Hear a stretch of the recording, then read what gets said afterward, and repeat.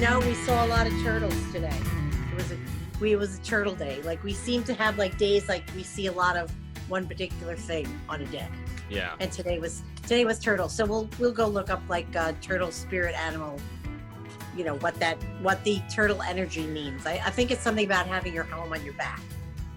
Ooh, that's interesting. Yes. I believe in ancient lore, the world sat upon the back of a turtle. I believe it did. Yeah. Mm-hmm. Dave, did the world sit on top of a turtle?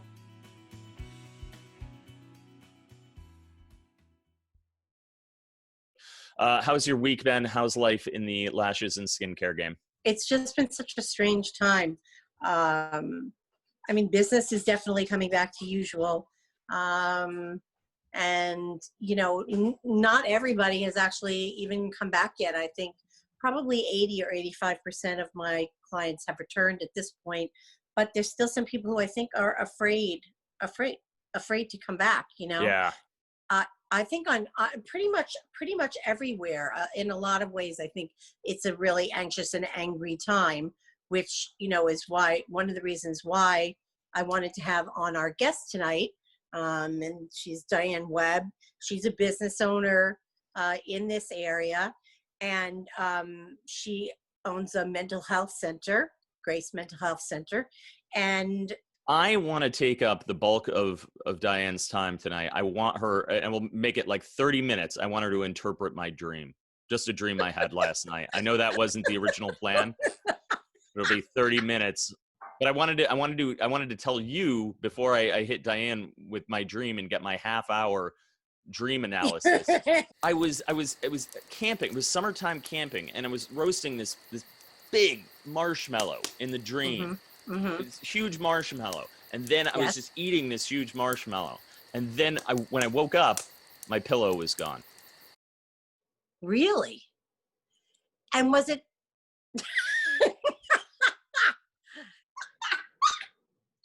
All right. I'm gonna drop myself out, and then if you need me or anything, I'll be on audio, and I can pop back in visually too. Sounds good. All Pete's right. going to be drinking black cherry soda. Black cherry sodas in the hot garage. In the hot garage, yes. So, Diane, I'd like to welcome you to my show. I wanted to talk with you because I think that this is a really difficult time for people in general. I know even I have these things where I feel sometimes I just feel really good, and then sometimes they feel really bad. Not really bad, but you know what I mean? I just sort of have this sort of like a up and down thing, much more than normal pre-pandemic life. I think I just have more anxiety. I've had more anxiety, like illnesses, more headaches, you know, things like that. I had a vertigo episode. So I just wanted to actually talk with you and see, you know, what you're seeing in the field, right? What you're experiencing with your clients and patients, or however you refer to them. And so I just going to hand over the mic to you. So. Sure. Yeah, it's a really challenging time. I'm sure that goes without saying, right? But in some ways, you know, the more that it goes on and the more the uncertainty lasts, the more uncomfortable people are. In the beginning, there was still a high level of uncertainty, which makes people anxious, right? But there was this feeling, and nobody knew what they didn't know yet, that it was going to be maybe 1 to 2 months, and then life would resume as normal. But here we are so many months later, and with still a high level of uncertainty and not knowing when to expect things to be back to the routines that we know and love. So all humans, most unfortunately right now, function best when there's a high level of certainty, where they know what to expect, when they can say, you know, tomorrow I'm going to do this, this, and this, and in 3 months from now, this is what I'm looking forward to. And unfortunately, all of us feel like we've had the rug kind of just wiped out right from underneath us, and Absolutely. Everyone's trying to find their footing, but there's actually not really solid ground right now to find footing. So there's a high level of anxiety, just like you said. A lot of people are feeling this physically in their bodies, or they're feeling it in terms of running thoughts or rumination or worst case scenario thinking. And all of this, I want people to understand that they're normal reactions to extraordinary events. And so if people are having rumination, a lot of worry, a lot of physical symptoms of anxiety, I don't want them to think that they're not coping well. I want them to, open up to what's happening, what they're experiencing, so that they can be with themselves and honor where they're at, instead of trying to like push through and just kind of, barrel through their fears. When you honor your emotions and where you're at, and just allow yourself to feel your feelings and look at your worry and observe them and notice them and be with them, the energy of it transforms, right? Into Right. one where you go more peacefully in your worry, instead of just trying to, barrel through without thinking about it. Well, one of the things that I've noticed, and I think that's really true, and one of the things that I've noticed with myself is like, I've forgotten things that I normally don't forget, like not putting up somebody in my book, and then noticing that, like, oh my gosh, I can't believe it. It's like something I would like normally never do, and things like that. Like things just sort of seem to slip through that normally didn't. I forget things that I normally don't, or I can't think of words or things like that. And I'm just wondering, I'm trying not to like be upset with myself when I do that and try to have compassion for myself. But what I was wondering is like, so what would you recommend for your patients who are coming in and, saying like, it's harder to cope with life this way? Right. So that makes a lot of sense to me, because a lot of us are really busy in our heads and are kind of like mindlessly going from one thing to the next. And that's, again, something that a lot of people do when they're in high stress situations. So what I recommend is for people intentionally and mindfully to slow down, try to go half pace. So we'll go look up like turtle spirit animal, what the turtle energy means. I think I know it's not always easy to do, but Right. if you think about just like, even let's say that you slow your pace down, let's say even 5%, like a really conservative thing, 5% slower, and just imagine how much it will manifest in clearer thinking and in just,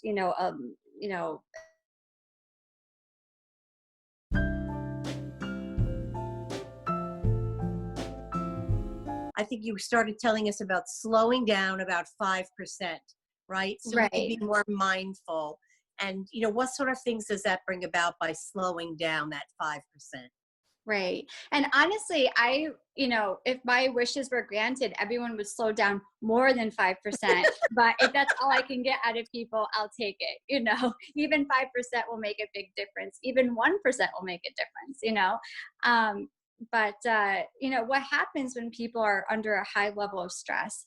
We neurologically have these infrastructures for survival. So when we feel threatened in some way, even if it's, like our life isn't actually going to be threatened, but our brain feels threatened, then we will easily go into a robotic mode where we're not really even thinking about what we're doing. We're I call like the automatic mind, right? Okay. So in this phase, we might not really be thinking about what we're doing. We might be missing appointments, just like we were talking about, or not putting things into our calendar. So slowing down would help us to be more intentional about what we're doing. It will help us to, look at our thoughts and consider if they're helpful or not. It will help us not to go to worst case scenarios. It will help us to intentionally consider ways that we can better take care of ourselves. In this way, we're not doing things like skipping meals or overeating. We're making sure that we're drinking water. So there's so many benefits, just the simple act of slowing down just a little bit. Oh, that's really helpful. Thanks. Yeah, I could absolutely use that, because I find that either, I'm like eating so fast just to like get it done, that then I'm like I feel like, well, I ate too much, you know, just because Mm. I'm not thinking about, I think it's true. I'm just not sort of thinking about it. So while you were talking, I was actually wondering, do you generally work with like one person at a time? Do you do groups? What sort of things do you do with that? Sure. So I have a couple of services that I offer. The counseling center that I'm a co-owner of with Nicole Edwards. I do a lot of one-on-one therapy there. I have a lot of therapists that work for us that also do one-on-one therapy. Mostly we're doing it over, online through telehealth right now. We are seeing some people in person on a very limited basis. I do a group coaching program online for women. And I also do transformative life coaching as well, in person and online. Oh, that's pretty amazing. So how many people, for example, are in the group, in a group setting? Oh, it depends. Usually it's about 5 to 8 people in person, which obviously we're putting on hold for now. Yes. And so one of the things that Pete and I were talking about when we started this evening was, people's some people's hesitancy to resume what they were doing before this all started, right? And it seems like there's sort of this split of like people who just want to pretend it never happened, and then people who are still like in the first weeks of what was going on when we really didn't know what was happening. So have you seen that it's helped a lot for you to have virtual counseling sessions? Absolutely. For many people, online counseling with a therapist that they know and trust is just as effective as in person. Yeah. Sometimes people do need the energetic presence of their therapist. Mm-hmm. Yeah. We take that decision really, really thinking about doing income. But online therapy has been a godsend right now. We've been able Absolutely. to continue people's treatment and care throughout this crisis, which is, it's truly a blessing. It's hard to imagine how this would have been without the ability to do that. And we're all really, really thankful. Absolutely. I mean, I've even seen my regular doctor, virtually, and it's been wonderful, to be able to do that. Something I've wanted to ask you about for a while, because we're pretty deep into this, and I don't want to keep you too long, but you work with neuroplasticity, right? And I hear you Yes. talk about neuroplasticity, and I think a lot of people may not know what neuroplasticity is. So can you explain it a little bit for us? Yes, I will try to keep myself concise because I could talk about this topic forever. It is my favorite thing in the world. Brain science just makes me a happy girl. So neuroplasticity is the brain's ability to change over the span of the life cycle. Before about 10 years ago, people would have said that the brain stopped changing in, late adolescence or around age 25. But what we now know is that the brain continues to grow and change and evolve according to what it's exposed to and what's learning throughout the lifespan. This is really good news for us because we can intentionally create new neural networks that are based on our strengths and what we want to achieve. And that's the type of work that I love to do that. So that was going to be my last question to you was, what's up and coming? What's your most favorite treatment? What are you, really excited about in your practice? Sure. So without a doubt, my favorite thing for people right now is brain spotting. And this actually capitalizes on neuroplasticity, like we were just talking about, to help people rewire neural networks and connections between their thoughts and feeling states that are not serving them very well. And then at the same time, building new neural networks based on new thoughts, feelings, and emotions that will serve them better in the future. Brain spotting can do that. It's a great treatment to recover from trauma. It's a great treatment to recover from anxiety, from phobias. And it's also something that for people that don't have traditional psychiatric symptoms in terms of anxiety or trauma, phobias, if people want to, self-actualize, if they want spiritual enlightenment, if they want to get over a barrier, let's say, this is also a treatment or a coaching technique that could help that person as well. That sounds amazing, because I know for some people, they've been through traditional therapy, right? And they just feel like, I don't need to talk about necessarily what happened in the past so much anymore, but I want to, I know I have certain blocks in my life, or I know there's certain things I need to work on, and I know what that is. So it sounds like something that would be something that you could actually hone in on those things and work on them specifically. Absolutely. It's not a traditional therapy. It's used in psychotherapy. It's also used in some coaching practices like my own, but it's not a traditional psychotherapeutic technique. For people who have talked it through with regular talk therapy, this is different. You're talking about the problem, of course, but then you're doing these specific eye movements and techniques to energetically move yourself into that next space. It's a little hard to describe. I wish I had like a diagram right here to show, but essentially, it uses, where you're looking in order to get to the brain spot to then move the energy of that belief and feeling state into a different place. That's so exciting. It's really exciting stuff. So tell us where your counseling center is located, and, anything else you want to tell us about the counseling center. Great. So our practice is with Grace Mental Health Counseling. We're in Clifton Park, and people can reach us at 518-400-2856.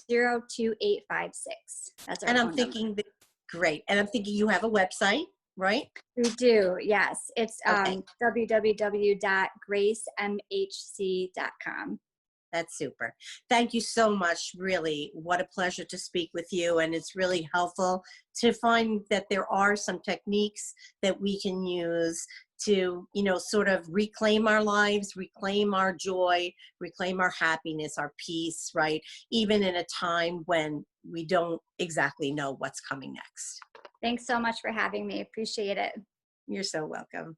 Bye, sweetie. All right, that was Diane Webb from Grace Mental Health.